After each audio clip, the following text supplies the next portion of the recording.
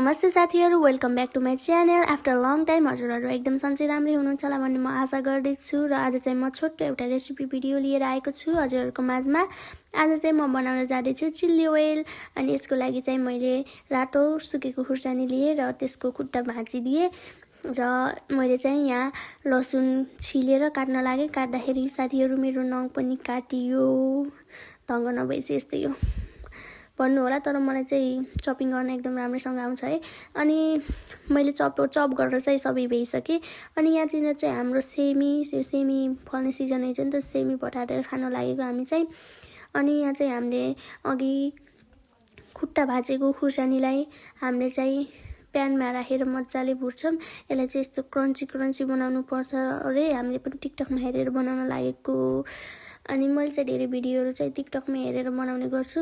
अनि मलाई चाहिँ अब यो बनाउँदा चाहिँ भोक लाग्यो। अनि यस्तो बिस्कुट खाम भनेर हेर्न गएको, बिस्कुटमा त भित्र त बिस्कुटै थिएन। यहाँ हामीलाई चाहिँ आज चाहिँ सबै कुराले प्र्याङ्क गर्दै छ, हेर्न सक्नुहुन्छ। भित्र खोस्टामा बाहिर खोस्टा मात्रै छ, हावा भरिएको छ, बिस्कुट छैन।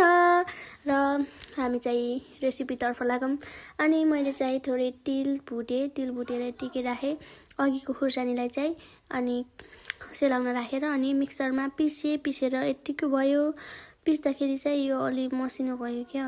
अनि अघि भुटेर राखेको तिल राखे, नुन राखे स्वाद अनुसार, अनि तिमुर राखे। तिमुरलाई एकदम रम एकदम मिठो खालको स्वाद दिन्छ राखे मैले चाहिँ। अनि एउटा प्यान लिएर तेल राखे। तेल चाहिँ अलि धेरै नै लाग्छ चिल्ली ओयल बनाउनको लागि। अनि त्यसमा अघि चप गरेर राखेको लसुन राखे। लसुन चाहिँ यतिको गोल्डन ब्राउन हुँदासम्म राखिराखे। अनि त्यो चाहिँ तातै मैले कचौडामा राखे, अघि राखेको इन्ग्रेडियन्टहरु भएको कचौडामा राखे। अनि हो मेरो त बोल्दाखेरि त एकदम टङ स्लिप भइरहेको छ, धेरै पछि बोलेर होला सायद। बहाना। अनि हामीले चाहिँ यसलाई ग्राइन्ड गर्छौं अब यसलाई मसिनो गराउनको लागि। अनि यसमा हामीले भिनेगर सकेको थियो, सो हामीले चाहिँ कागतीको रस नै राख्दियौं। सो यो चाहिँ रेडी भइसकेको छ। अब हजुरहरु इन्जोय गर्न सक्नुहुन्छ यसलाई, जेमा पनि खान सक्नुहुन्छ, एकदम मिठो हुन्छ।